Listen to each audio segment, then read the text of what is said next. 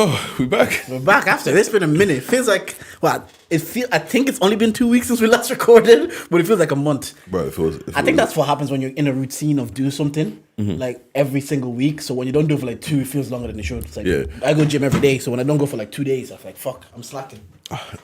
Lord, please, I see what you're doing for others. Me too. Let me be in the gym every day. I miss a day. Let me start being, did you? I think it is slightly easier that the gym is where I go to work. I'm just like, I'm going on anyways. I might as well just but you know, there's still that having to actually wake up earlier. Yeah. Do you know what I'm saying? Because like, you're going there anyway, but like, let's say you start at 9, you're still trying to get there for 7. Yeah, it's especially tough in the winter. Yeah, that's when that's why I like December, because I'm allowed to lose motivation. I'm allowed to lose discipline. It's the best month of the year. Yeah, it's crazy though. How you doing, bro? I'm good. Birthday boy, and that I don't think we've recorded since then. Nah, I ain't seen you. How's the birthday celebrations? Bro, I didn't really celebrate. Like how old are you now? 28. That's all right. Yeah, I'm still a fresh young boy. It was cool. Like I went to Amsterdam. I didn't go to Amsterdam to celebrate my birthday. Like I was thinking about doing a solo trip. I had no idea where I wanted to go. Okay. So one of my boys was like, "Oh, when are we doing our day trip to Amsterdam?" I was like, "Fuck it, we can go next week." And then I was like, "Yeah, fuck it." He said, "Yeah, fuck it." I said, "Yeah, fuck it." We just went. Like birthdays don't really mean anything to me. Like I'm not gonna lie. Yeah, and it's funny. It's just one of those random birthdays. Like, what you want me to do for 28th birthday, man? You know what I'm saying? I get it for. I think it was like the next baby said is like after this, we're only celebrating birthdays in decades. 30, 40, 50. I actually hear that. 31, everybody celebrate in your house with your missus. Leave me alone. I might do a calm. Don't do birthday dinner. Don't be telling me, birthday trip, I'm turning 32. What the fuck, bro? Honestly, what's that about? What's called? Have you ever celebrated your birthday? Because I've never like thrown a party or a birthday dinner or anything like that. No, I actually have never thrown a party or birthday dinner. I think when we first started, I started going out with Simi. She tried to do it. I shut it down because I was like, allow it. But I think I'm going to do something for my 30th. Oh, yeah. Usually for my birthday, I just celebrate with the missus. What do you do for your 30th? Probably just a little gaffer. Oh no, we need to show more than a little gaffer. Man. Let's book a hole. You know what? And put my face in dollars. Yeah. What's called? Everyone will show up in trad, you know. Now that you're half Nigerian, we can get some Fuji music. Jeez, just redo your traditional. Just to save all in Dulik. Yeah. Pull up for part 2 in the traditional. Pull up with your... Nah, it's a big one, but also it is 30 because I think all my mates are in the process of turning 30. They just got friends together in their little house. Well, not little house, but like they just got a group of friends together in the gaff and just celebrate it that way. Get your special cake that everybody makes and then enjoy it. Honestly, you know what? Yeah. We need, once again, we need a woman on the podcast because I always talk to girls and always talking about how they always get sad around their birthday. Yeah, like every girl that I've spoken to. Have you seen it? Have you ever seen a girl like, and then you actually seen the visit? Because I know like Simi was like around the 25th, just like proper felt it. It's like, oh, this is it. I'm supposed to, because there's expectations in it. I'm supposed to be married, and then you get really sad about it. I was just like, is that why you're like, oh, is marriage that will make you happy? This guy's so silly. This guy is crazy. This guy. But no, I've never experienced like this about my birthday. Yeah, like even on my birthday this year, genuinely, half the day I forgot that it was my birthday. I was just going around like normal, like it's just another fucking day, innit? But is it because you have expectations of where you should be at certain ages of your life, or is it as men we don't have like? I'm assuming that's why we need a woman on the podcast. So before I speak for them, I'm assuming they have like set goals of like, oh, at 25 I'm supposed to be married, I'm supposed to have a kid, I'm supposed to have this way in my career.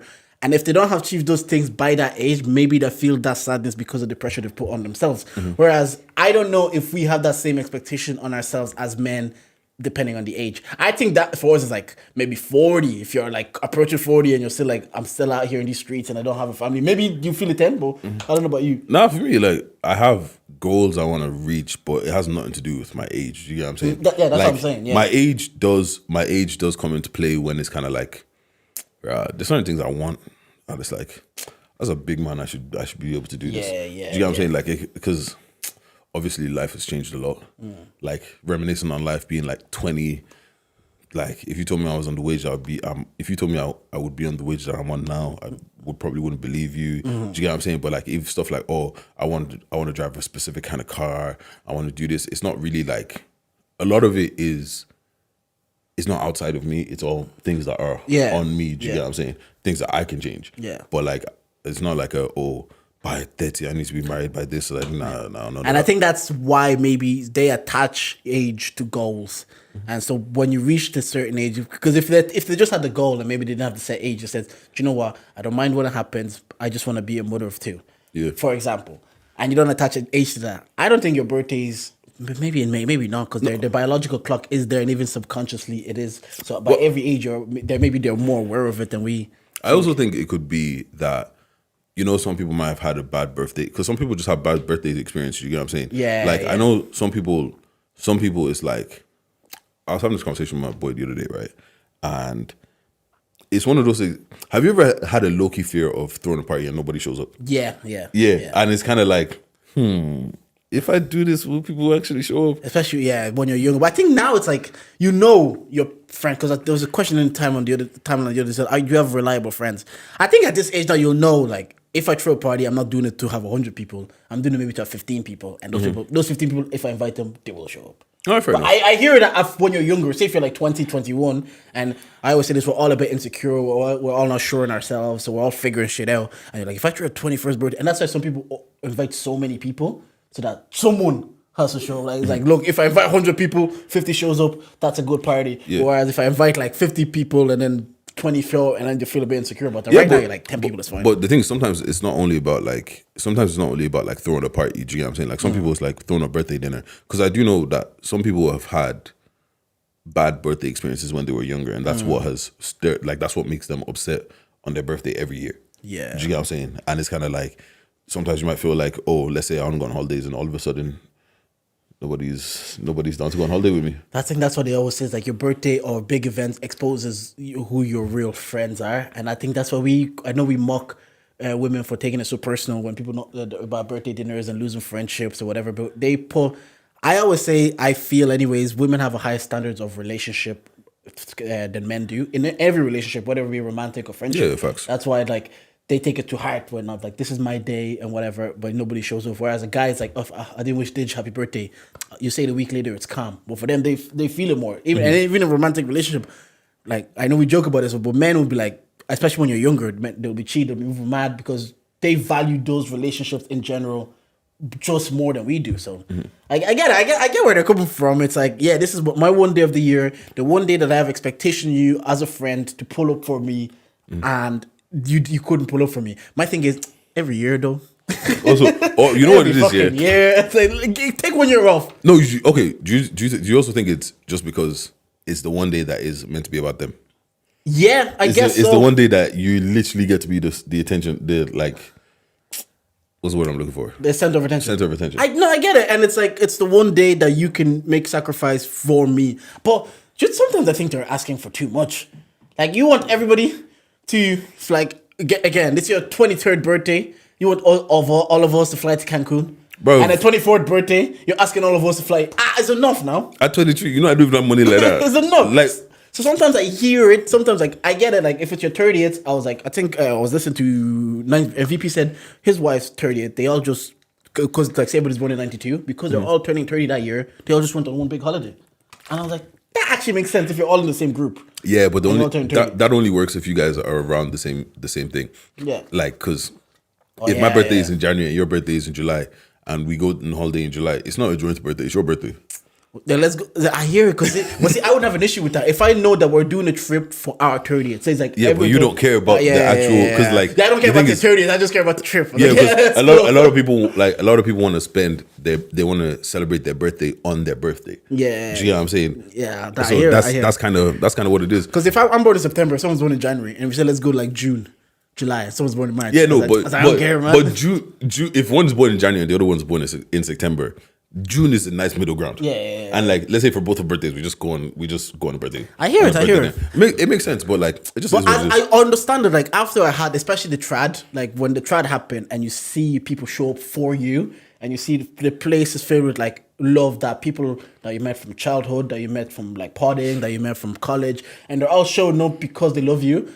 I actually was like, yo, that's the best part of the best part about the day is like I'm sharing who I love in front of the world, and all you guys are showing up for me. I've never felt that way until that day because I've never had birthdays. I never cared to have birthdays, so I understand. Then it's like this is the one time of the year that everybody's supposed to show up for me, and you didn't. So when they did show up, I actually understood the feelings like this is why women take it so personal. Because when people weren't there or people couldn't make it, or people like obviously some people were like I'm not gonna make it, but I'll be at the white, and that's fine. But when people just don't make that effort for that one time, you're like, yo, I'm never gonna have this day again by God's grace, and you didn't show up. So I kind of hear from that perspective. You know, so funny. I saw Fred from 90s Baby. He put up on his story the other day, like, if you're debating, don't text me and say, oh, your wedding is the same day as such a. It's like if you're debating which event to go to the other event. Do you know what? I don't understand. What kind of dickhead are you? Like, it's like I have to pick which one I should be at. That's it. That means you don't want to be at mine enough to just be like, you know what, dead that event that day, I'm gonna be there. Do you get what I'm saying? Like, if so, like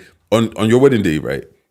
There's not really anything that was happening that would have superseded it. Do you get what I'm saying? Yeah, but for me, anyways, and I don't know if this place comes from a place of insecurity or whatever it is for me. Like, I just don't like putting myself in positions that are going to annoy me. And I take things deeply. Do you get what I mean? Not that I would take that too deeply, but for me, right, I kind of expect nothing from everybody.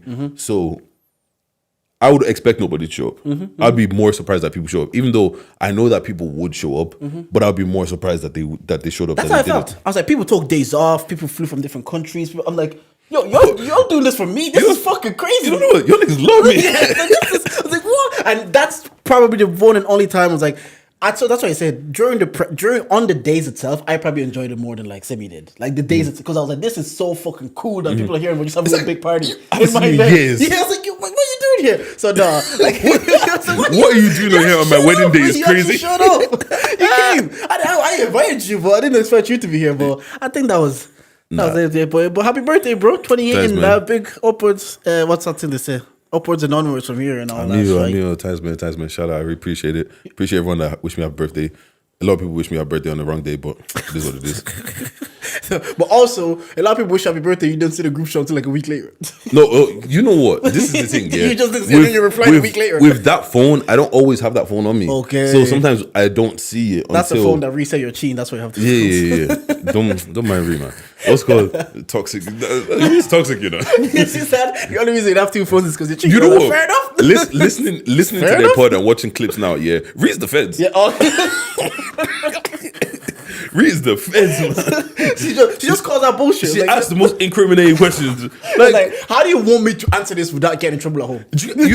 How can I answer this question without getting in trouble anywhere? You have to plead the fifth. No, but it was cool, man. Like, shout out to everyone that wished me happy birthday. I appreciate everybody that actually took their time out to wish me happy birthday. Because have you ever been clicking through your story and you see someone's birthday, but I can't be bothered to swipe up and say happy birthday. I do that so often, man. More so now than I would have 5 years ago. Because I remember I always say there's like an era on Twitter or social media, whatever, that were all a bit pally, a bit friend. Like someone would have a barbecue and they'll post it, and everybody like there was that era on Twitter. So more so then I'd be like, if I see someone I've seen on the timeline, if I had any type of interaction, I'll wish them happy birthday. Yeah. Nowadays, I don't mind like it's not that deep, bro. For not like if I don't wish you, you won't wish me. Nobody's gonna cry about it. Yeah. But we were out during the week. Me and Dej out on the school night. Enjoying. Surprise. And you know what? For once, as soon as the host said goodbye, Jordan didn't leave. It was still early. It was only 9:30. It was still at 11:30. I realized actually before we start talking about the event, going now during the week when you can work from home makes the most sense because you can recover. If you're like hungover, recover on the white man's time. Facts. Don't waste your Saturday or Sunday recovering and then going back to work on Monday. Do it on their time so you can still have Saturday and Sunday for yourself. Actually makes sense. I was driving home. I was like, do you know what? I'm actually not tired. If I had to go into the office more, I would. But it makes sense that if I was tired, I'm recovering on their time. I'm not wasting my own Saturday just lying on the couch trying to find myself and then it's Sunday again. Bro, that's the next day. I'm making breakfast. I'll put my laptop here. You have YouTube on. You're watching YouTube. Fuck, I am is here. Let me go. Every once in a while. But yeah, on the event, shout out Joe Vinci. Council Baby. Go stream it if you haven't streamed it already. Dope Flint and that. The boys are in that music video. How'd you Bro, next person that wants to get me in a video, yeah, you gotta pay. I'm a professional video vixen now, yeah. someone said on my brother said, you've been in the videos objectively funny. I was like, actually, just looking at it, it's like, that's actually, if this was any of my boys, we have to cook them. Well, also, we have to, what are you doing as a video hawk? One of my boys, because you know that video that Simi took? Yeah. We just look so uninterested. He looks like, why are we still we're so stiff and so uninterested. Like, one of my boys is like, it looks like you don't give a fuck about anything that's happening right now. And I was like, bro, when I'm zoned out, yeah, it just looks like I'm just not even here. Like, I don't give a fuck. I don't know why I'm here, whatever. But now, bro, also, shout out Remy, videos cold. Yeah, videos cold, man. Remy, the director, he even showed at the event. I was like, let's talk about that for a minute. So we went to the event. There was a Council Baby listening party hosted by Dongo. I think it was a very small event, but he did well hosting. Mm-hmm. He got the crowd to engage, and his questioning and his interviews, that was good. Remy as well, like that this short documentary of like what's like growing up in a council estate, and he's very good. Like the thing is, I also don't know the bar or the standard of what to compare it against either. So sometimes I speak, but like just watching it, he actually engaged. The crowd were engaged in the video and whatever the content he was introducing to us. Yeah, what's good for me? I like, obviously I don't watch. You know what? I hate documentaries. Yeah. I hate documentaries. I hate the way they're shot, the way they look. I just hate them. I agree. I'm the same. But what's called? But now, like, I feel like you could say it's objectively good because, like, I want them to release it so we can watch it again because we didn't really get to hear it properly. The crowd were gassed, but some people weren't thing. Yeah. You get what I'm saying? Like, and it's like, and I completely understand it because it's like, this is our guy that's just from this state, and look, he produced this great piece of work that we can relate to, this and that. Seeing what's called Dongo's son Tiago looking mad cute, just doing his thing. Do you know what I'm saying? Like, and then it was the Air Squad lads, like proper documentary to show, and then they had the white boys on the bike and saying like, oh, what do you guys do here? And it's like, it's mad relatable because like I grew up in a council estate up to a certain point, you grew up in a certain council estate, so you're watching this and like, yeah, we've seen such a different mix of people in one estate. My dad nearly got into a physical fight with a traveler, dad. Physical fight, because this traveler was picking up my younger sister Naomi, and like my dad nearly got into a physical fight with the traveler. I was like, this is what it was. Yeah, you're just putting different people from different backgrounds who probably like never been in each other's world. You're just putting them all in one estate and tell them coexist. I remember what's called. Bro, I actually have stories, you know. What's called one time, this guy was like, I have a family friend, yeah, and the kid's he's on the spectrum. He's autistic. He's on the spectrum. You know what I'm saying? So he was getting picked on. So then my brother was backing him, and then so there was a little boy called Matthew, right? He's a menace of the estate. So Matthew was picking on my almost like my little cousin. Then my brother stepped in. So then Matthew got his older brother. So then my brother got me, and then his older brother comes out and pulls out a knife on me. That's what council estates are like. It was so funny because the guy was just like, wait here, and he ran into the house. You know, it was a party. Oh, okay. I was at a party, so I went to I called 3 or 4 of the lads come out. Even one time as well, right? It was a Sunday morning. We weren't going to church that morning for some reason, and next minute, yeah, I just see this car pull up in front of someone's house. One man walks out of the house. The guy hops out of the car and they start scrapping in the middle of the road. Do you know what? And sometimes you hear it because then everybody knows what time it is. Bro. When he pulls up, they both went down, and after they scrap, they just leave it at that. Guy hopped in his car, drove off. Bro, there's so much shit that I've seen in my estate. Like my estate, yeah, every couple of months, some crazy shit happens. Yeah. I'll be asleep. I remember one time, there was like, I had neighbors like 2 doors down, and he was like Polish, and these guys came up. This is like 3 a.m, by the way. These guys came up to his house and was like, oh, can we have a cigarette or something, whatever. He said no. Things popped off. He called his boys. His boys pulled up. They went around the corner. All I'm hearing is Baseball bats, bro, man. Nah, living on the council estate is funny. Living in the council estate, and that's what I mean. It's like there's Polish people, there's black people, there's like people from the traveler community, and they just people from such different backgrounds, and they just put them together, and they're like, oh yeah, coexist and make it work, and make it habitable. So and then just on the project, I was listening to it, and I gave him the feedback. I was like, for a first project, I thought it was like pretty solid for a first project. Money on My Mind is the song that I listened. Obviously, what like Dope Flint were in the music video. Yeah, Money on My Mind is the one that I was like, okay, there's messages deeper in this, and just talking about again, quick money. That's the thing with quick money. I'm doing fraud because it's such quick money. You think it's like, look at the money I'm seeing the first time. I'm like, how can I then sit in an office for 40 hours a week and then make just about this money? Where I'm getting this in like one lick. And I enjoy the vulnerability and the openness. I'm like, yo, it's not what it's meant to be. And we need people to say that. We need people that are like perceived to be cool, like rappers, to say, this life ain't it. We need to stop glorifying the whole like, yeah, I've been doing fraud, blah, blah, blah. You need to also say, yo, this is what I did. I lived in paranoia. I lived in nervousness, and it wasn't worth it. I had to fuck my cousin over for money. That was crazy. Yeah, you damage relationships. Yeah. Even when he said, because I was like, even when he was talking about how they let him bang your AC on the square and he got 400 quid. Like, but you know, I like that, and I feel like I've been saying this for time. Joe gives me Fredo vibes. I feel like he raps kind of like Fredo. He kind of has the same aesthetics, aura, same aesthetic. You get what I'm saying? But like the thing is, I do like that like real rap kind of shit. And I remember I said this to you: when Joe gets money, that flex rap is gonna be different. Yeah, because you can already see it with the teeth, with the grills. You know that flex rap is gonna be different. He's already trying to do it. So, but even overall, I like how they're marketing themselves now, and even like JOE had a listening party as well. So I'm like, oh, these people are just not dropping projects and saying, oh, I dropped a project, here's the link. They're coming on podcasts, and we're the beneficiary of the promo, but they're also doing listening parties, and hey, keep inviting us, man. We'll be there. I'm down. We'll be outside. And it seems like it's just not enough to be talented or to put the work out. You need to put it in people's face and people need to see it. And that's kind of why I was like, look, give me the clips where they're promoting the pod, so constantly being in people's face. And I like that they're taking that aspect of it as well as serious. It's not like, oh, I can bar niggas up. Or no, I can bar niggas up. This is it. I have this posters. I'm going on this thing. I'm doing a listing party. So even JOE doing it the week before, because they released back-to-back weeks, I enjoyed his product clean. Everybody go listen to what is it called? Shades of Yellow. Yeah, Shades of Yellow. Yeah. What's called like, and you know what is? You know what's crazy? Like I feel like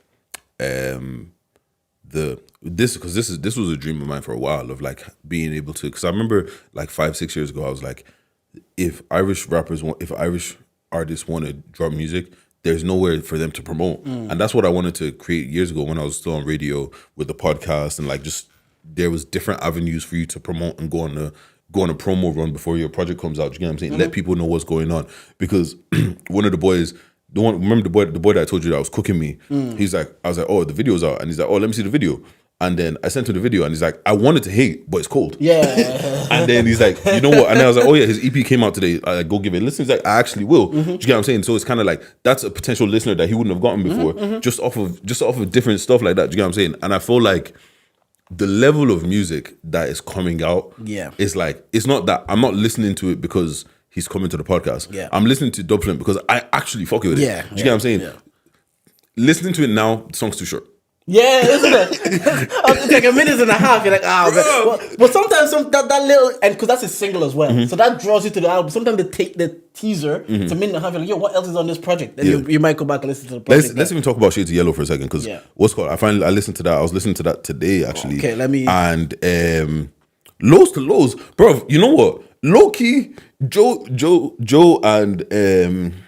and JYellowL, they both got vocals on the low, you know. Yeah. Oh, remember I told you a song, Oh Lord. I didn't think that was him on the vocals. Yeah, I thought it was the other guy. Yeah, I thought it was the other guy. I was like, oh shit, this guy. For me on Eye Candy, that's when I was, and Love Me Later. Love Me Later is the one that he told me to listen on the pod, because at the end he's just like, he kind of just remind everybody who I am. It's like, I'm the LeBron, I'm the one setting the pace. I'm like, you know what? It's kind of what you say. When you say with conviction, I'm like, maybe he is, you know. He's the one at the free arena for boy. That's what you need to take like, things I'm with the LeBron of this shit. Especially when you're a rapper, right? Like when you're a singer, you can sing things, and like I feel like not that it's easier to.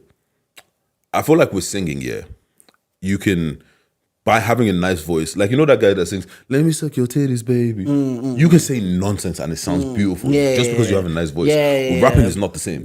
Rapping, if you don't believe it, I don't believe it, and if I don't believe it, it just doesn't sound as good. Like remember the one we were talking about the other day. Like it doesn't sound like I don't believe you. Do you know what I'm saying? But when Cello and them are coming and talking like hands on the back when I press it, I'm all right. when like also another project, and personally for me, it's my favorite one. Travis and Els. You guys know how we feel about Travis and Els. When he comes, your bars are dead. I remember I actually played on the car, and then Simi goes, "E." He said, "Even the bad bees you're claiming are dead." She felt it. I was like, yes, even the bad bees you're claiming are dead. Now, shout out to the music that's coming. Like currently, I think in terms of the scene, whatever we want to call this thing, whatever at the minute, the musicians are top notch. Setting pace. Like they're just, it's as good as anything you'd hear. And I was like, especially like things like Shades of Yellow. I'm like, this is just good music. So shout out to the boys. Wait, who else is coming? Pause. I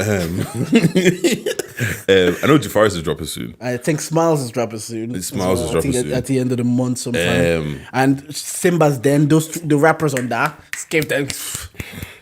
You know what? Simba's Den, production. Who's responsible? Reggie. Production.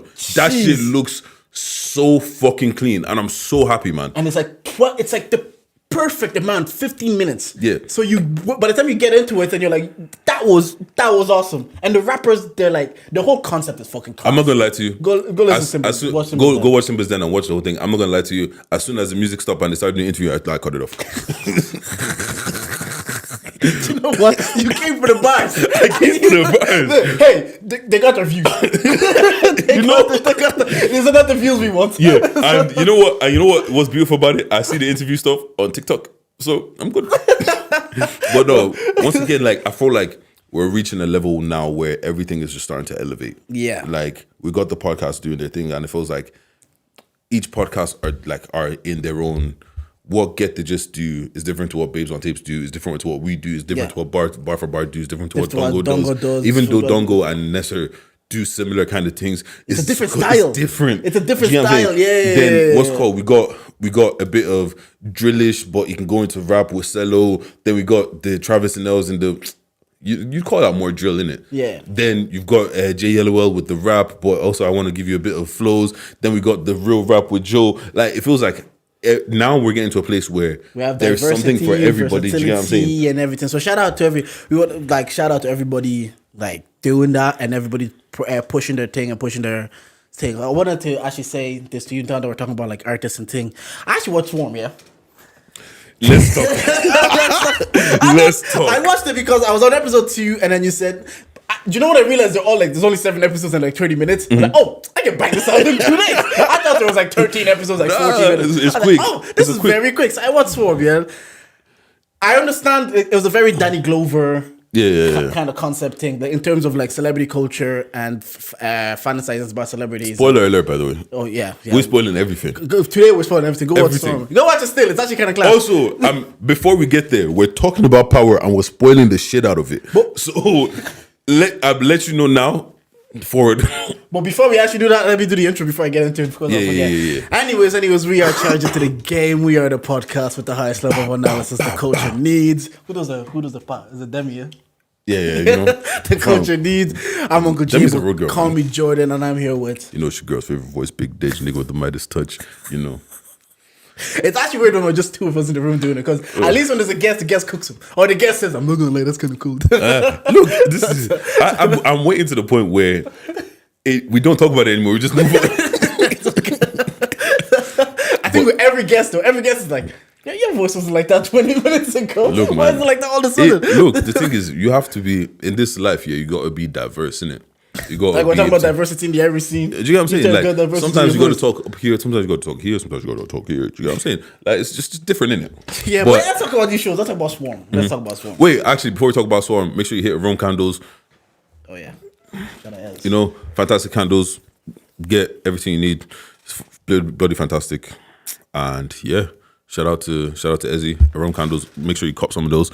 And also. For you, man, that don't know, man's getting my hosting bag. My hosting debut because I've hosted before. but what's it called? Wilding Out the 17th of June in Sugar Club, and check my bio for links. Come out, we're gonna have fun, we're gonna play games. Some say I might get cooked, some other people might get cooked. If someone is bad, boo them. Do whatever you need to do. But yeah, come, let's go have fun. Now, Swarm, let's go.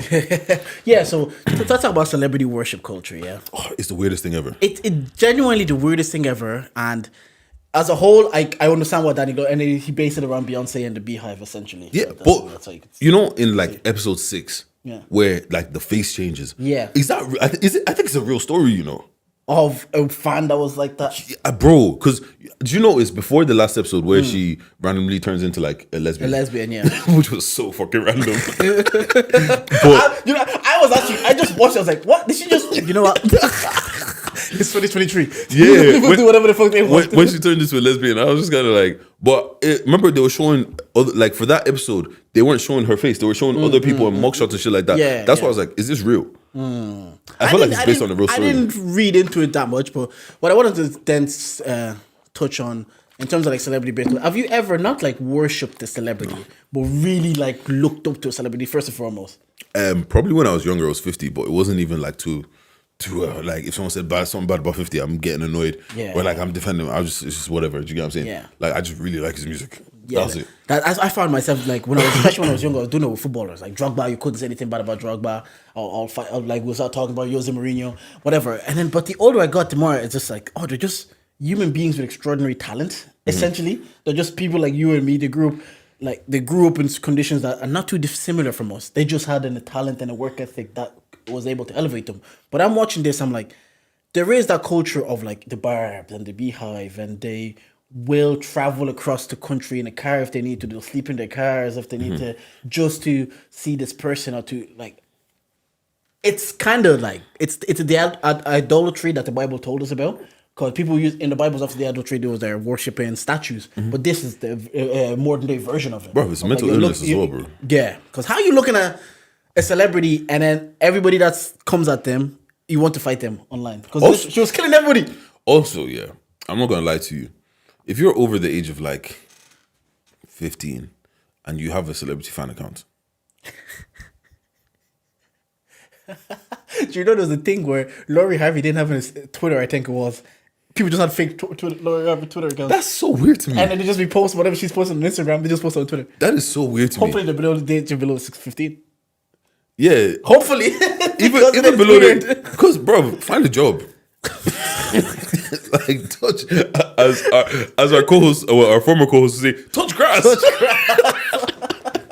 Yeah, because it's fucking weird to me, bro. But there was an element of like monetization and like blog pages and fan accounts. I don't know if it's still the case, but before the internet really became what it was, like if you had like a blog page about a certain celebrity and you delivered news on that celebrity, you could then have advertisements and you could monetize that. So yeah, bro, like, fam, you're a 30-year-old beefing with a 15-year-old because they said Beyonce's crap, bro. Like, even because the thing is, it's not only Beyonce fans or the Beehive or the Barbs or even Wizkid FC. Yeah, bro. Like, did you see how they were cooking Tayo because of what he said on the thing?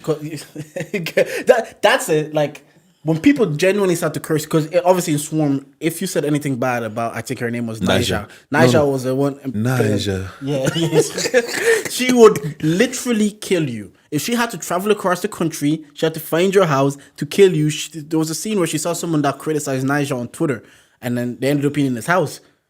That guy was actually about to kill her. And then obviously her friends came in and she killed him. And this happened multiple times. I didn't like the fact that there was no consequences to her action. At the end, she actually ended up meeting Naija and having a friendship with her. No, she didn't. That was a lot of bullshit. No, because they ended. That's how it ended. No, yeah, I know, but she was delusional, bro. Because think about it. Because remember, there was a point where Chloe Bailey's face was on somebody else. Yeah, there was no way it was real. Yeah, do you get what I'm saying? And even bro, the scene that killed me, yeah, when she bit Naija, because I was like, it got all. I was like eating a pig. That show, I was watching this show. That show was like, what? But then I was like, it's very Atlanta. It's like if you watch Atlanta, you're like, yeah, this is a message that Danny Glover would try to convey. Because even if this is America, the music video, like if you've seen any Danny Glover's work, you'll be like, yeah, Danny Glover did it again. But even in terms of celebrities, why is it they all get to a point where we start to like, either we idolize them too much or we want to start hating and tearing them down. Because that's the cycle. Like have you watched Air? The one Michael Jordan? Yeah. Not yet. I will though. Yeah, what's it called? Good movie. Would be better if you actually had Michael in it, but I won't ruin it. But they said the reason they didn't do that because Michael becomes like, I think what was it, Mark Wahlberg? No, Matt Damon. Whichever one of them is, isn't it? Or Ben Affleck says when you start making it about Michael Jordan, then that's becomes. But the thing is, bigger than the movie. I'm not asking you to make it about Michael Jordan. There's scenes where there's a big black guy that is supposed to be Michael in it. They don't show his face. They show like this part. And like So he literally says like 2 words. Okay. And like he's supposed to be a teenager as well. I'm not saying have extra scenes with just Michael and his family. Keep the movie the exact same way it is. And just the scenes where Michael is in the scene, let him talk. Okay. That's all I'm asking for. Yeah, that's you know what I'm saying? Yeah. Good movie though. But back to Swarm. Yeah, nah, man. It was just funny, and it's just kind of like, I don't think that shit is far from happening. Like there's a lot of people that love Beyonce to that level, and it's one of them situations like how that girl called bodies. She called bodies. Like at one point, like because the guy that she ended up in his house, that wasn't by accident. Like she went to the strip club to go work at the strip club because she knew that he goes to the strip club, and then. That's what she does. She said, "Where's your friend?" And this says he's not here today. But yeah, because I was just deep. And I was like, celebrity culture goes 2 ways. We can root for someone up until the point where they become very successful. Then it becomes like hate for a lot of people. And I was like thinking about it. I was like, for example, on the way up, they're very relatable. You can see yourself in them and you're rooting for them. Like we have a podcast now. So if we see like an example of like, let's say 90s babies, we saw them like being like was essentially 9 to 5 professionals, but they're trying to like elevate. So we're rooting for them because they're relatable. Even like, for example, Joe's Congolese and he's rapping, he's trying to make a non-traditional pa. Where you go like, come on, that's our boy. Yeah, 90s babies are our people. Then you get to a spot where you're part of the 1% and you're not relatable anymore. Yeah. And for some people, it's like you are what they're not. So you remind them of what they're not, so they have to try to diminish that or bring you down so they can feel better with themselves. Yeah. Or they start making like little caveats. They'll say, Salo's only good because he does the Irish accent. But if you did that, you probably wouldn't be on that level. Facts. But you have to tell yourself that to feel better, because the alternative is, the reality is, if that's not the case, maybe I'm just not talented or as good as him, or I don't work as hard. Yeah. And nobody wants to see themselves in a negative light. Then just be like, 90s babies are where they are because they did this for 8 or 9 years. They've put the money as they invested in themselves, and that's why they're at that level. But some people might then create a caveat. It's like, oh, they're only good because of. They know the 3 shots, guys. They know the they knew this. Yeah. They start making excuses just because you make yourself feel better because they're no longer relatable. But on the way up, they were like, oh, they did 95s. Oh, they come from African houses. Oh, no. I see myself in them. Now that I don't see myself in them again, have to start bringing them down. And it's just the age old cycle of we build people up to bring them back down. Like that's just what happens. Yeah, it's always happened. It will always happen. And even if you look in like wrestling, like wrestling is probably, like you said, life is WWE. We build somebody up as a baby face, build them up, and then they get to that point where they're up, and everybody just doesn't like them anymore, and then they turn heel because it's like at one point they like, and I feel like that's where some celebrities switch.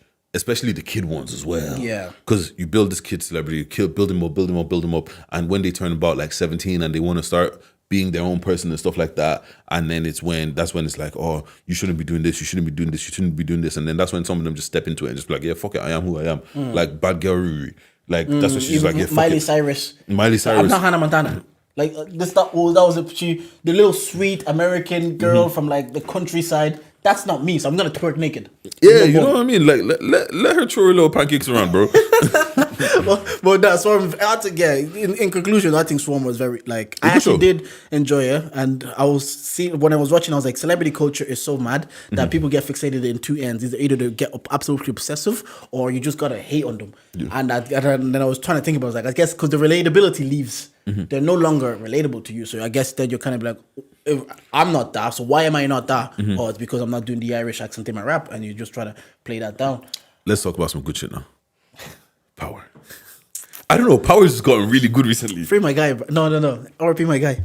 Fuck him, man. I love that guy, man. Sax is annoying, bro. But that's why the thing that annoyed me about Sax is, he will play dirty with the dirtiest of people, and people get annoyed at him because he's playing dirty with the dirtiest of people. Yeah, even that woman that he fell in love with, bro. She was so annoying. Oh my god.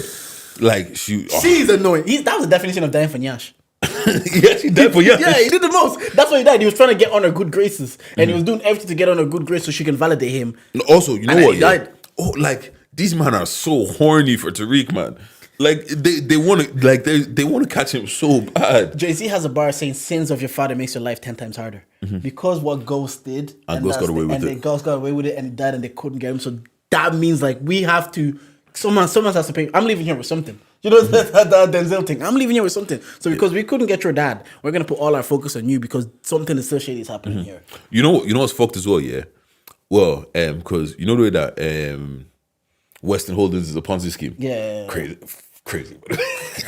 But Tariq's he doesn't have money anymore. Yeah. So that means he's good. Like obviously, they have that deal that they're gonna pay everything back. Yeah. But if he doesn't pay everything back, Tariq is stuck in the game. And you know what's funny? I saw a clip of Power, and Power was saying like Ghost was saying to Tariq, I don't want you to go down this road because it's hard, it's this. And then in Ghost, Tariq was like, it feels like I made one decision when he went to go kill Ray Ray and everything else has been catching up. Yeah. And now it's literally exactly what Ghost was saying, that this is what's going to happen. I don't want this to happen to you. Yeah. And it's exactly what happened. Yeah, and like the foreshadowing of like Tariq just essentially being Ghost and that like being stuck in the game.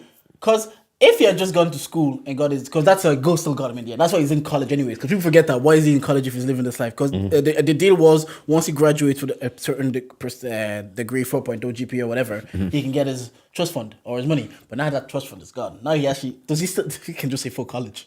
Or no, because legally his lawyer would still need him to pass his GPA to release the funds. To release the funds, yeah. So he has to. Do you get what I'm saying? Like, Yeah. and even with that, it was just kind of like, he couldn't even just go to college because his mom was in jail for what he's doing, and for Davis to be paid, he was asking for stupid peas. Yeah, but if you're gonna be a criminal lawyer, you have to ask for stupid peas. The risk you're taking is just absolutely too much. And I actually wanted to ask you, which one of the three, Effie, Lauren, or what's her other name? Effie, Lauren, and Diana. Which one do you think suits Tariq the best? Because he's been with all three of them now. Probably the person he needs is Effie. Effie, okay. Because Lauren is too soft. She Yeah. she doesn't know what's going on. Yeah, she's not built for that life. You know what? Diana probably suits him the best. I think so too, because I think Diana's Tasha.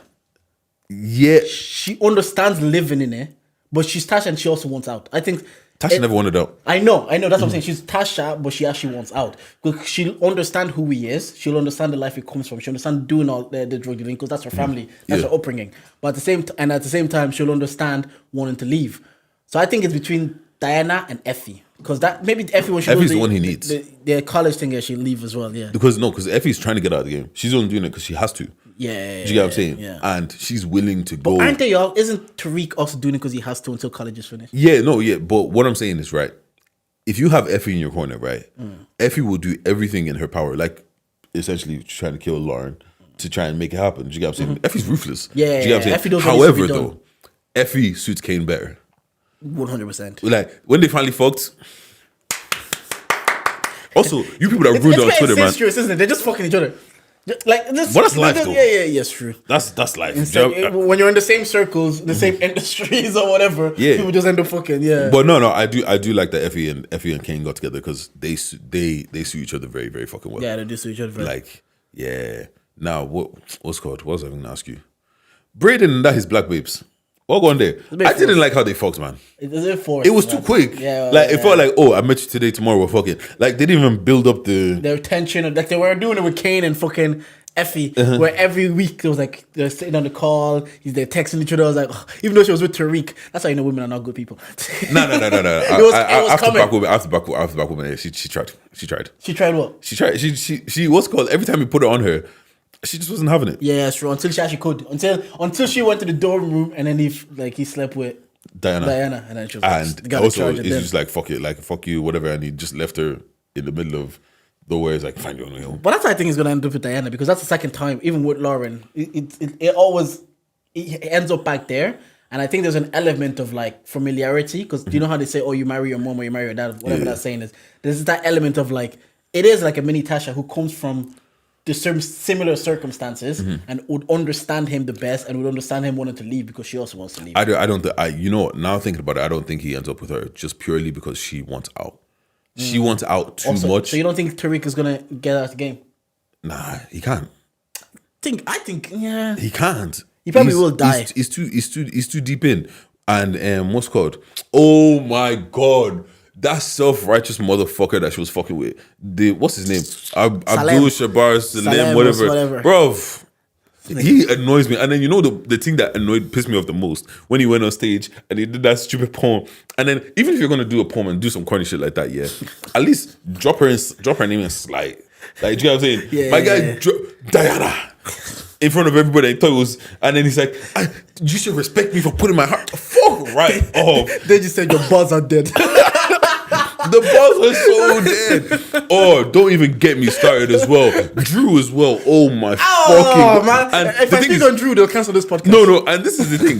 It's not because he's gay. If it was him and a girl, I would have the exact same problem. He is a soft shoot, number one. He's annoying, number two. Like, so you killed your man. Yeah, and then now you saw that your ex is moving on, so you went to go and stalk your ex, and then start doing, I got nothing, fuck her off, man. Husband, express your feelings, bro. Go, that's how he felt, bro. Go on Grindr and go fuck something. Like, you can't fuck your way out of grief, then. Yeah, but this is the thing, yeah. Like, this is the thing, yeah. Grindr and go fuck something. That's a crazy bar, man. That guy's crazy. That's a good. Bro, you can't fuck your way out of that, man. No, you know what? Yeah, it's just his like him as a character, right? There's parts to him that I like when it comes to like the more gritty, like having to like. I like the whole. He doesn't really like to do these things, but he'll go. Yeah, he'll do it if he has to. Yeah, like I like that side of him, but his whole romantic storyline is fucking annoying. Yeah, it's all annoying. First of all, you get with this basketball player that's in the closet and whatever. That's cool. That do your thing. Then yeah, I just want to be public with you. I just want to be okay. Fine, do that. Then they come and spray on your back. Your basketball boyfriend wants to leave they you. Sprayed what on his back? Remember hey, when? Yo. He's not to spray on his back, Bruh. That was wild. Anyways, when they attack him, your white boyfriend leaves. Your basketball boyfriend leaves, then you start running through absolutely everything and being this dickhead of like, oh, so it's like that, yes, like that, get out. And then you fall for what is essentially your cousin. Yeah. And then you and your cousin start fucking. You find out that he kills your dad. It's also one life. If you don't watch Power, you think that way. Well, yeah, go on. Yeah, you and your cousin start fucking. And then obviously, this is the thing as well, yeah. You're in the middle of a Rico. What? Wait, I said Rico. Braden's a fool, man. You know what's so funny? No, I mean, you know what? Braden is Braden in real life. You can see it, yeah. He plays the two words. No, what's good? I see him on TikTok. They come up on TikTok. Yeah, he's Braden in real life. But yeah, so you're in the middle of a Rico investigation, right? And you went to go do some drunk shit. Like, what do you think is gonna happen when you're in public crying and saying all of this nonsense to an NBA superstar in public? What the fuck do you think was gonna happen? But so there's a TikTok I'm gonna send to you. He does TikToks about how poorly written Power is sometimes, and it absolutely kills me. But just on the Drew thing, yeah, I will say I did like how they did make his sexuality a big deal, because I thought obviously being in the drug dealing black family there was gonna be a whole storyline. I was saying you were just like, yeah, he has a boyfriend. I was like, what? It just was. Oh, yeah, I was like, oh yeah, okay, that's kind of cool that they didn't like try to make it bigger than it was. Then it just played. It was like, oh, okay, that's it. And even Monet is like telling the boyfriend's like, stay away from my son. I was like, oh, okay, because I initially thought I was like, okay, this is gonna be a whole storyline in itself. Him trying to be in the closet, yeah. And they're like, oh yeah, we know he's gay. Yeah, they're just like, oh, that's just how that's what it is. But now Power, solid stuff. It also goes quicker than it is as well, because the pacing is actually, sometimes I'm like, it's too quick. Sometimes some storylines, like you're saying, Braden and the Black Babes. Even Kane and Effie, maybe they dragged it out a little bit. Nah, but that's what I like. Yeah, that's what I'm saying. But some storylines, the pacing is like, me now. Yeah. Even fucking what's his name? The Davis, the lawyer, find out that his brother is with Sax. Wait, What time did he call you? All of a sudden they figured it out. Like, there's go. Sometimes I'm like, the pacing needs to be a bit better, but at the same time, so much happens in 40 minutes. Like, bah, bah. It's like it's the reverse Breaking Bad. Sometimes Breaking Bad, the pacing is like so slow. It's like, and then but Breaking Bad, when you do reach the climax, and all of it is just like, yo, that was good storytelling. Whereas this sometimes the storytelling isn't great, but the pace like one thing happened, one thing happened, one thing happened. And this is the thing. I'm not watching Power for having to have the greatest storyline to be written, whatever. There's massive plot holes in it, and I'm completely fine with that. I take it for what it is. It just is what it is. Do you know what I'm saying? Like it just like that's it. Now, Drew, you dumb motherfucker. You leave Drew alone. No, because because what's called now? No, because now he's gonna get killed. Drew, you dumb motherfucker. Because now he's gonna get killed. Because now the guy's brothers. War. Yeah. Also, Monet. Let's talk about you. She's doing too much. She's been doing too much. No, but you know what? She played off that Russian shit well, though. Yeah. Where she went, pretended to wanted to fuck that guy, put the phone in his pocket. Oh, what's that? Is his phone? Check. What? Come on, man. Money can't act, by the way. She can't act. But Mary J. She just married Jay. When I see her, I say, okay, auntie, do your thing. Yeah, but you know, like, I feel like sometimes she overplays. Like, some things that I don't understand. Okay, so she went to Braden's uncle and was like, oh, when I ask for my money, I get it. Yeah, even that scene, like, you know what I mean? Like the pacing is just off. Like, immediately she just go to that table and then they just agree. I'm like, what the those little things, like you're saying, we don't watch it for like a class storyline. We just watch it for the gangster shit. It's literally escapism. Vicariously living a life that you probably would never live. Facts. But you saw, I was like, oh, that looks cool to see. So I'm just gonna, if I'm not a gangster, but I'm gonna live that. I'm gonna watch it through you guys doing it. But yeah, nah. Oh, actually, you know, spoilers over. I have I have a TikTok. Okay, let's talk through this TikTok. You have to choose between the lives of two different people. Who do you choose to save? Full explanations and caveats at the end. Both of these people have been present in your life for a number of years.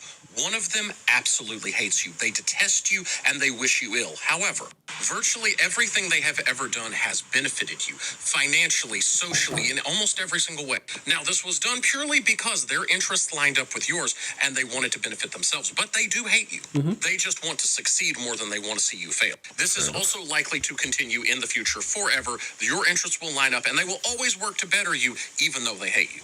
The other person loves you and cares about you and wishes you the best. However, almost every action they have ever taken has harmed you in some way.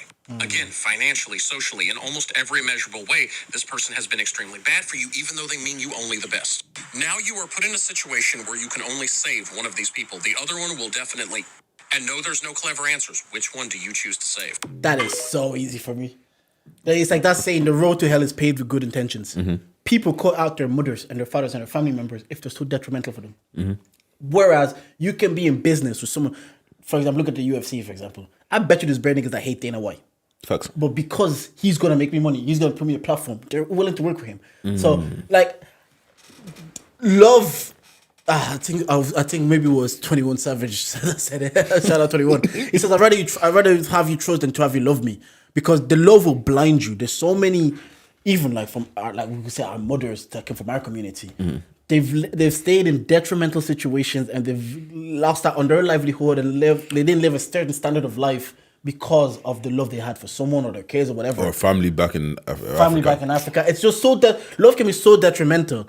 Where if someone loves you and they're always holding you back, I don't think that's worth it. I think you're actually better off aligning with someone's like, do you know what? Even if their interests, like example, Dana White's a perfect example. Even if he hates me, he wants to make money. And because Dana wants to make money, I will make money. Yeah. So everybody, we don't have to like each other. I will live a good standard quality of life, as will he, but we're in a room. There's a UFC fighter called Tito Ortiz. So Dana says we hated each other, but we made each other millionaires. Facts. And like, look, everybody left you happy. Everybody's happier to leave you. So for me, I'm a big component of love ain't worth me destroying my whole mental health and my self-esteem and my well-being. So for me, it's a very straightforward. I'd rather be with someone that, despite you hating me, because our interests align, you'll always do what's best for me. Even if you don't hate me. Love's never enough. Yeah. Love is literally never enough. And yeah, I agree with you. And I see the thing is, right, this makes this question a bit harder because it just says someone you love. But what if it's like your brother? Do you get what I'm saying? Like, because it's cool to say someone you love because like you could love your friends and shit like that. And people cut friends off all the time and all that kind of shit. Actually, speaking of friends, we'll come back to that. But like, what if it was your brother that was holding you back? Oh, that's... Are you still willing to have the same answer? Did you watch Beef? Yeah, I did. Yeah. Wasn't it the older brother holding back the younger brother? Yeah. Because he kept throwing away his college applications and like, so even if it's a family member, yeah, like I was saying, obviously it's we're speaking hypothetically and it's tougher, and you love your brother and you love your father, your family. But there is people that cut off their moms and their dads, and they cut because they know what you do is detrimental for me, or they've even like the limit the relationship. I'm gonna see you once a year. Because you have a happier life. Yeah, it's just negativity filled, and people leave their house earlier than they could. They should, because they need that distance. They need that distance from you. They love you, but that distance from you. Whereas we can go to work, and our boss, we probably don't like them, or we don't like our co-workers as much. But we're willing to firm it because everybody's interest aligns here. Yeah. Everybody just wants to come here and make money. So I hear you. It is definitely tougher when it is a brother or a sibling or a mother. But at the same time, it's like you're saying, love is not enough. We need to. I can love you, and if I'm doing everything I do is for your detrimental, like I'm saying, it's in Beef, the older brother loved his younger brother, or the vice versa. But everything he was doing was holding his brother's back. At some stage, you have to be like, I can't. You have to go. Yeah. Like you really do have to align with your own best interest at the end of the day. Yeah. Like, you know what I'm saying? Like, and it's kind of like, it's just very annoying having to leave that girl, having to leave that family member or whatever, because like I see a lot of. I don't know about Congolese people, right? But with Nigerians and people having like a family back home and stuff like that, it's almost, they feel like over here is like the streets are paved with gold. In gold, yeah. You just walk down the street. The tap. You walk down the street. It's like this €1 million. Send that home. Do you get what I'm saying? And it's kind of like people start taking advantage. Do you get what I'm saying? And there has to be a point in time where you don't want to have to turn your back on people, but you kind of have to. Yeah. Do you get what I'm saying? My dad would never pick up the phone. My dad would see the number and not pick up. He'd just see if it's a plus 343. Not answer. Because he knows what you're coming with is just problems. It's like he knows what you're going to call it, and it's the entitlement then as well. Because you're a sibling or you're a brother, then you start getting entitled to like, you should help me. And it's a case where there is no gold flowing. My mom was telling me a story the other day about someone she knows sent money to someone for like they're having like a wedding or something like that, and the person was like, "You only sent that much?" And then he was like, "Oh, actually no, send it back. It was an accident. I didn't mean to send it to you. Just send it back, and I'll give you I'll send something else to you." The person sent the money back. He's like, "Fuck you. I'm not giving you anything." But that's what it is. It just kind of feels like sometimes like it doesn't matter how much you love this person or even like even sometimes it's like if you see something in somebody.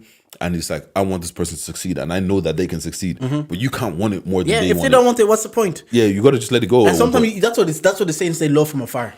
Like, I love you, but you're too detrimental to me, and the things I want for you, even in the case where there's a job opening, like people that work in retail have told me there's a job opening. They're really trying to get their friends to apply get these jobs, and they're talking up their friends, but their friends are not applying or taking it serious. So why do I want this job for you more than you want this job from you? So at the same time, you just gotta leave it. But I think that one is very.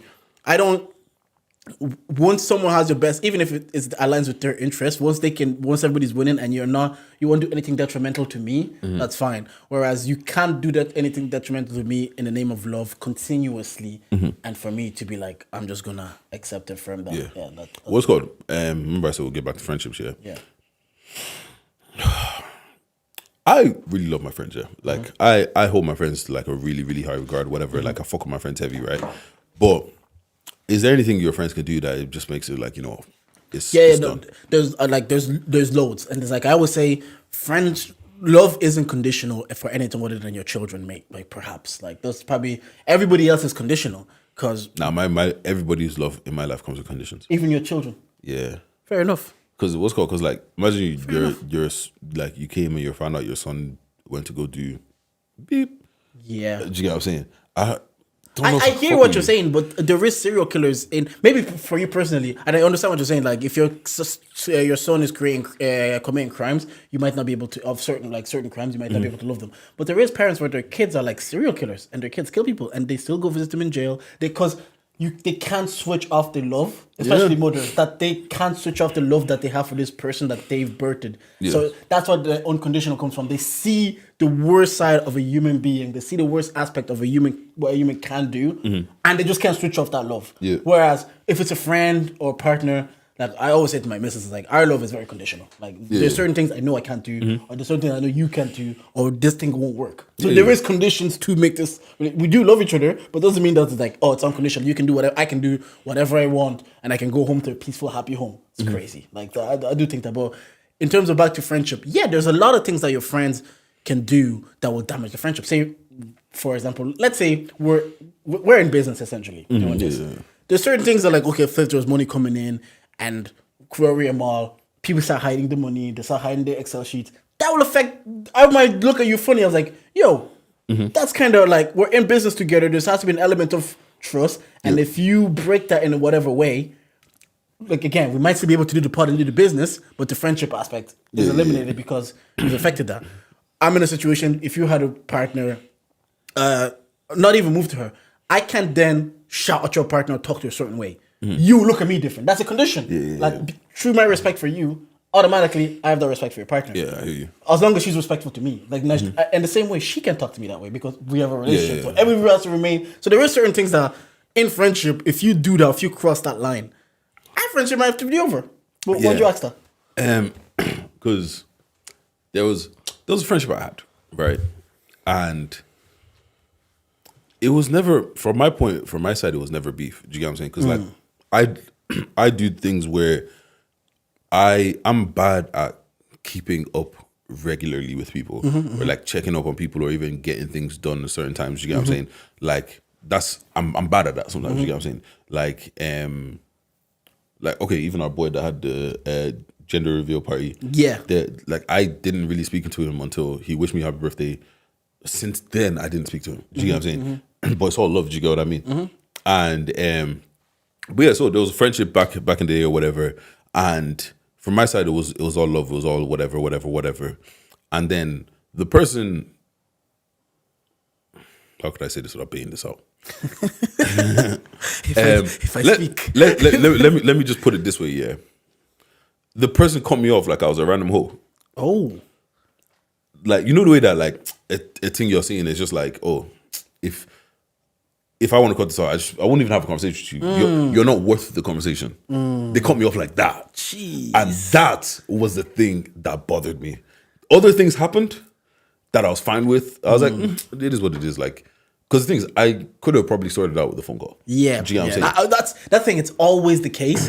But it's an element like I'll be honest, Ditch. Sometimes it builds that like you've constantly been that friend, you don't keep up, blah, blah, blah. And again, some people are okay with it. Some people will accept it. I have a friend that I'm not going to bait out that it was like that. I was the one that was constantly keeping up, checking up, blah, blah, blah, blah. Then I realized maybe I see a friendship differently or maybe I value it differently than they do. So I step back a bit. But the friendship still holds. But I'm the mindset now is like, I know what our friendship is now to what I thought it was. But yeah. Yeah, but the thing is like, I understand that. Yeah. Do you get what I'm saying?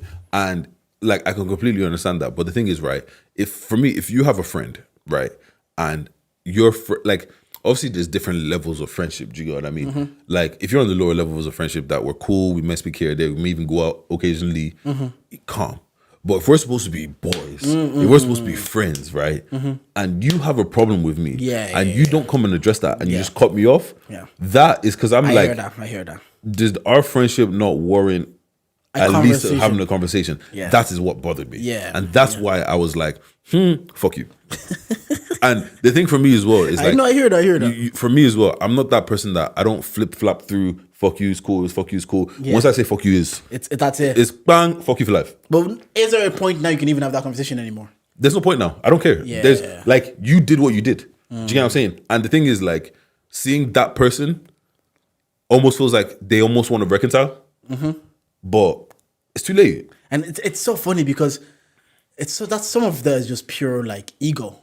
Not from like even from both sides. Like you felt the way, so if you come in to talk to me, something wouldn't let you do that. Something internally wouldn't like no, you know what?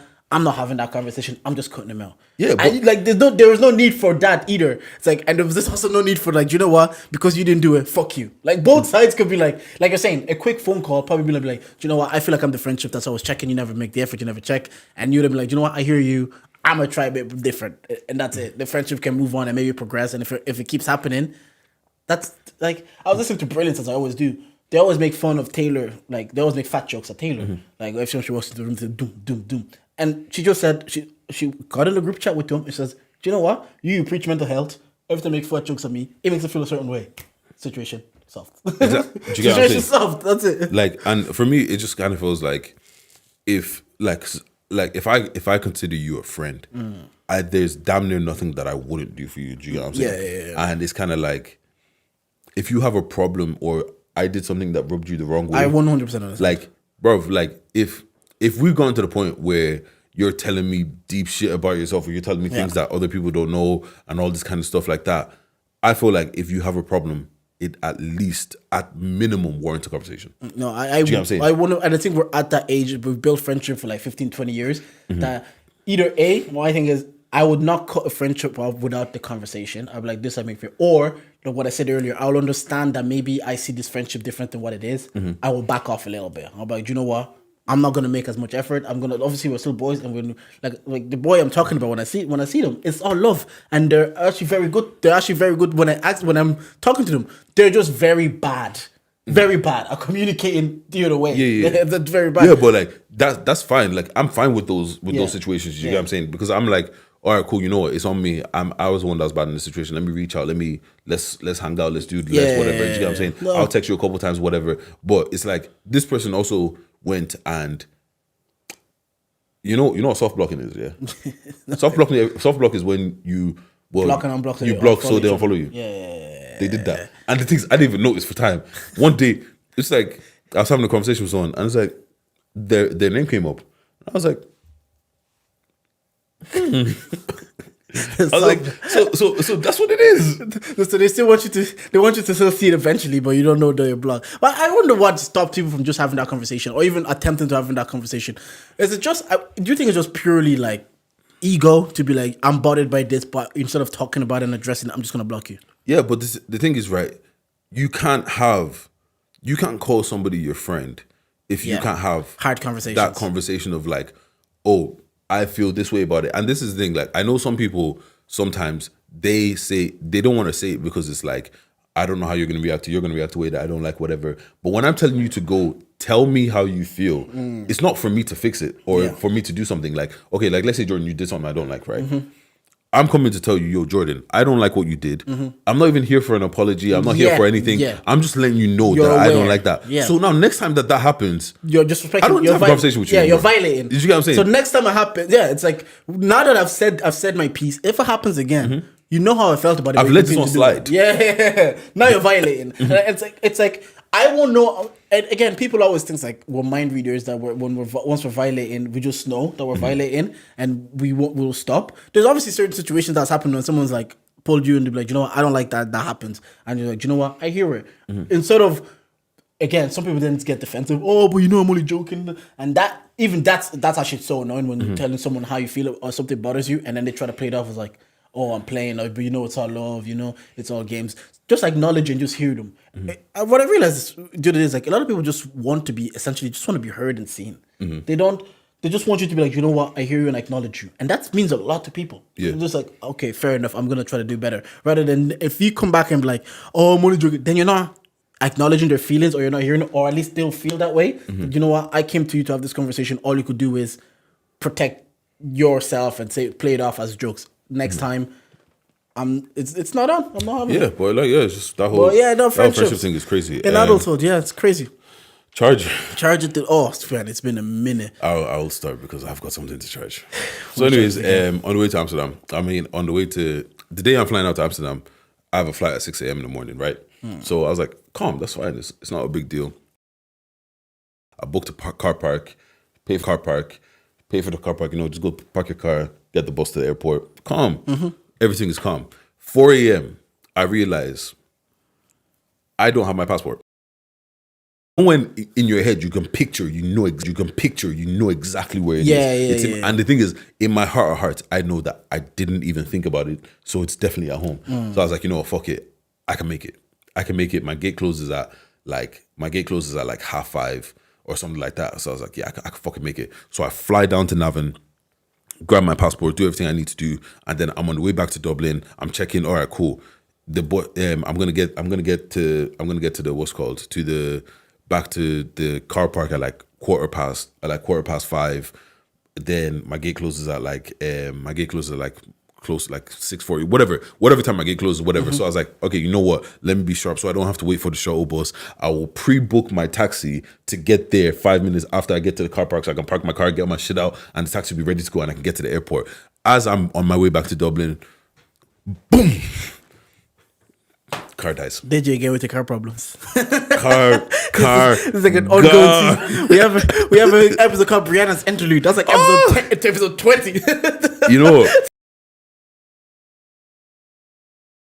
2 cars that don't work. I have 2 cars that don't work and the car that I just got. So Okay, like big baller. Stop it, man. Yes. Amen. They just said I have 3 cars. 2 of them don't work, but they did though. But yeah, so what's called on the way to the airport, car just blew up. Engine just stopped working. Literally had to just pull there, and I had to call my insurance. Get them to tell me I had to change my flight, all this kind of shit, and I missed my flight, but I just got it changed. And yeah, charge it. The minute Dej texted me, I was like, "Did you miss your flight?" Because this is like an ongoing team. I always think that Dej is either gonna miss a flight or just about make a flight. The thing is, I usually don't miss flights. Like You've missed like 3. this is so uncharacteristic. Uncharacteristic. Yeah, what that word of me, because I usually don't miss flights. Do you get what I'm saying? Like I'm usually very spot on with whatever kind of situation. Yeah. But yeah, I missed the flight. I had to just get my flight changed because at that point, I was like, if you don't laugh, you cry. If you don't laugh, you cry. Yeah. So I just said, fuck it, charge it. Just booked it. Just got my flight changed. And said, yeah, fuck it, let me go. My charge of the week. It's not even about this. Is not even about me. This is just one of Jordan's charge it. This is for ASAP Rocky. ASAP Rocky. The way they're treating him when he's next to Rihanna, man. What is Rihanna? They're treating him like it's some girl on the fucking Met Gala saying like, "Hey ASAP, I'm only saying hi because everybody gives him all their attentions to Rihanna." I was like, ASAP Rocky's cold, man. It's Rihanna. Oh man, It's even Rihanna? Rihanna have to be like, "Don't be a hater." It's Rihanna. She's fine. She's a billionaire. She's also pregnant. You're not important in this conversation. Like there is. I actually don't think there is any man that could stand beside Rihanna that is going to be relevant. Bro, Big Jay-Z is Beyonce's husband.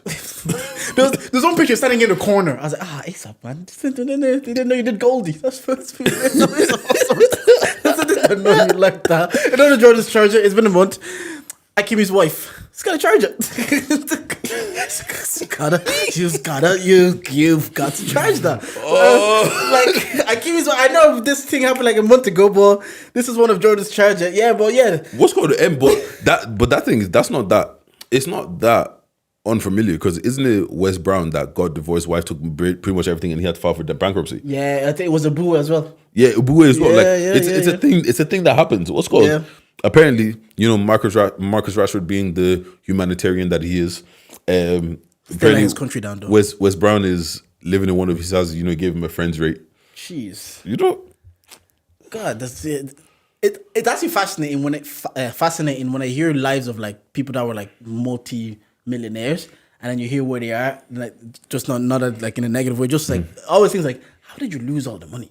Like, how did it come to that? And then you hear the stories, and you're like, yeah, it's a gambling or big divorce. So I hear why Kimi did. Sometimes, bro, it's like because some of this money sounds astronomical. Yeah. But after taxes, everything, after all of this, like Jolene Lescott said on Nice Babies, like I just want to get my house paid off. And it's like, how are you not getting your house paid off? In 4 years, like this is the contract you have for 4 years. In that 4 years, I'm gonna pay my contract. So you think he's living like big money, but big chunk of that, say for example, big Jolene Lescott playing for Man City, probably buying like a house around 1 mil. Let's just say 1.5 or something like that. Yeah. Because $500,000 is like not the common folk, but we can get half Common a mil folk. gas. Yeah. We can get half. So I was thinking like he's probably getting like either double or triple. Like let's say I was thinking somewhere between $1 million and $2 million.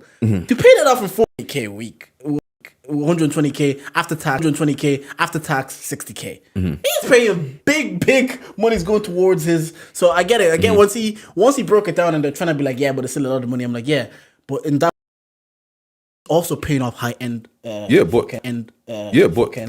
just like that thing of more money, more problems is so real. Yeah. Because there was a point in my life where my income for a month was 333. That's very specific. Treat. Yeah, because that's you know you knew that like shout out to Auntie Susie. That's why I know exactly how much it was.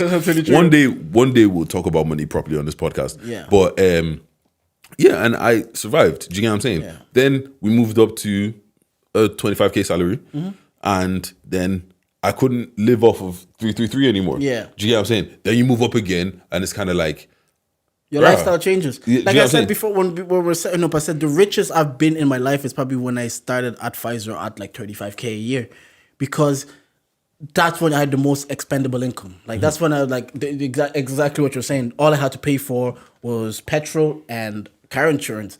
Other than that, I was living at home. Everything, food was paid for, all my holidays. So that's probably had the most money. Now that I'm earning more money, but I'm also like living in my house. I pay for we pay for everything in the house. So I probably have less expendable income than I did when I was disposable income. That's the word I was looking for. So it is also that. So yeah, I guess that's it. Those two charges, like ASAP Rocky. I was watching those. Every year I don't understand what the Met Gala really is, but I saw how they were treating you like you're some side note on a thing. Charge it, bro. You're beside Rihanna, you have to be a side note. But song of the week, we haven't done this in a minute. Oh shit. Song of the week. I'm definitely gonna go Bay. Song of the week and Dub Flint by JOEll and Dub Flint by Joe Vinci. Joe Vinci, Ever Since featuring Ayo. I like that. Yeah. And let me go extra bait. Search and Rescue Drake. Come and rescue me. No, but look, guys, make sure you like, share, comment, subscribe.